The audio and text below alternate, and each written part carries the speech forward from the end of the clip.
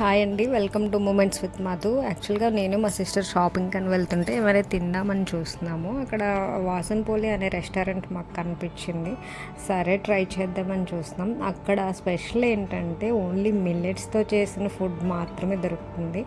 అది కూడా అరికెలు, రాగులు, జొన్నలు, కొర్రలతో చేసిన ఇడ్లీస్ అనమాట.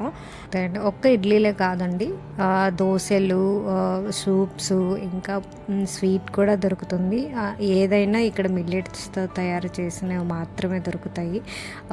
వైజాగ్లో ఇంత హెల్దీ ఫుడ్ దొరుకుతుందంటే ఎవరిమైనా తినకుండా ఉంటామా? సో మేము కూడా అలా తిన్నాము. టేస్ట్ అయితే చాలా అదిరిపోయిందండి. నాకైతే చాలా బాగా నచ్చింది.